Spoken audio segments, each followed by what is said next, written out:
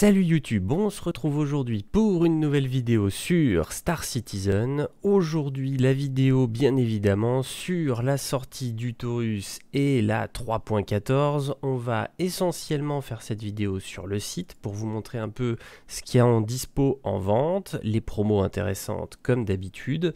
Et mon petit conseil, s'il faut ou non acheter tel ou tel vaisseau.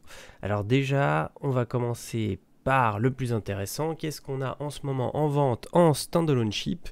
Alors, première chose, on a effectivement les freelancers pour les subs, où là, vous allez avoir tout simplement, hop, je vous montre ça rapidement, c'est pas super intéressant, vous allez avoir 12 mois d'assurance au lieu de 6. Donc rien d'extraordinaire, soyons très clairs, mais voilà, il y a tous les freelancers de disponibles. Donc si ça intéresse des gens, ça reste un très bon ship. Par contre, pas de promo, pas de warbond, rien du tout. On va retrouver avec cette 3.14, ils nous ont mis en vente bien évidemment le Taurus, que vous allez retrouver avec un prix augmenté, et vous allez avoir aussi tout ce qui concerne Crusader, parce que bien évidemment avec l'arrivée d'Horizon, ils ont mis en vente tous les chips Crusader Industries. Donc on retrouve les Ares qui peuvent être très intéressants parce que disponibles au prochain patch, donc à la 3.15, hein, prochain patch on se comprend. Ensuite vous allez retrouver donc les Hercules, et petite surprise, on a le Starliner qui est aussi disponible. Par contre aucune promo, rien du tout.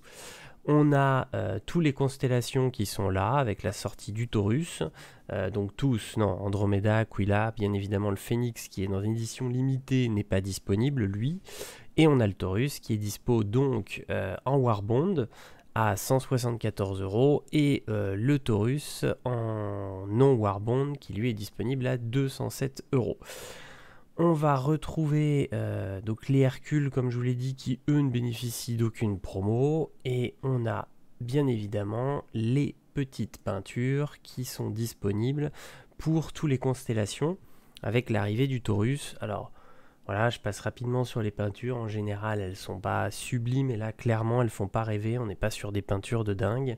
Autant il y en a eu quelques-unes qui étaient vraiment cool, autant là pour le constellation c'est pas génial. À la rigueur, celle-ci, la Black, mais bon, elle n'est pas parfaite quand même, hein. Il y a des petits défauts, je trouve que c'est pas très joli, le vert un peu militaire sur les côtés. Mais voilà ce qu'on nous propose en tout cas à la vente. Sur le Taurus, je redescends dessus quand même pour vous montrer. La version Warbond, elle, vous donne donc une assurance malheureusement de 6 mois uniquement, comme la version non Warbond. Alors ça c'est important quand même de le montrer parce que des fois vous avez du lifetime à la sortie des chips. Là malheureusement c'est que du 6 mois, donc c'est pas extraordinaire. On a ensuite les ship upgrade. Donc pour les ship upgrade, on a bien évidemment tous ceux qu'on a en standalone. Donc vous allez retrouver tous les freelancers. Par contre, les options d'achat ne sont pas intéressantes. C'est uniquement les 12 mois d'assurance pour les subs. Vous n'avez rien du tout d'autre à gagner. C'est un peu triste. Même pas des goodies, rien. Tant pis, mais bon voilà, ils sont disponibles en upgrade, donc ça peut être cool pour ceux qui souhaitaient l'avoir définitivement, parce que ça vous permet effectivement d'upgrade un plus petit ship. Les freelancers, je le rappelle, restent quand même des très bons vaisseaux. Beaucoup de gens même les adorent parce qu'ils sont résistants, il y a de la place, franchement c'est des vaisseaux qui sont plutôt cool.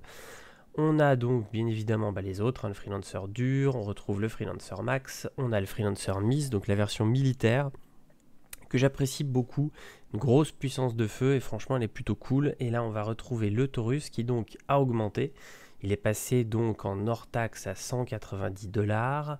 Le Taurus donc 190 $ hors taxe, et vous pouvez l'avoir en Warbond à 160 $ hors taxe, ce qui est plus cher que son tarif d'origine, mais ce qui reste effectivement toujours intéressant, ça vous permet quand même d'avoir une réduction plutôt cool. On va retrouver ensuite, on l'a dit, en upgrade, et ça c'est sympa pour ceux qui ont loupé effectivement les dernières ventes anniversaires. On a bien évidemment les deux Ares qui seront donc, comme je l'ai dit, dispo à la 3.15, et on retrouve donc les autres Crusader Industries. On a aussi l'upgrade sur le Starliner et l'upgrade sur tous les Hercules. Ça c'est plutôt cool aussi si vous avez loupé les ventes précédentes et que vous souhaitiez à tout prix avoir l'un de ces vaisseaux, c'est le moment ou jamais. Donc voilà pour cette petite vidéo, il n'y a pas énormément de choses, mais ça permettait voilà, de savoir pour ceux qui fouillent pas le site toutes les 5 minutes, de savoir un peu ce qui est disponible. Donc beaucoup de choses autour du Taurus, bien évidemment. Mon conseil, c'est pour ceux qui avaient le Taurus, vous pouvez profiter effectivement, si c'est pas un chip que vous souhaitiez garder, profitez-en, vous pouvez upgrade sur du Ares, ça vous fait une énorme promo avec la plus-value que le chip a pris. Sinon, pour ceux qui n'ont pas le Taurus et qui souhaitaient effectivement avoir un bon vaisseau bien armé et qui permettent de faire du transport, le Taurus reste un des meilleurs. Il a de la gueule, il y a de la place, on peut donc quand même mettre un sacré paquet de cargo dedans. Et en plus de ça, effectivement, il est quand même très armé par rapport à la concurrence en termes de ship qui fait du cargo. Donc franchement, pour moi c'est un must-have, en tout cas pour ceux qui souhaitent avoir un vaisseau milieu de gamme. Je vous dis à bientôt sur YouTube pour de prochaines vidéos. Salut tout le monde!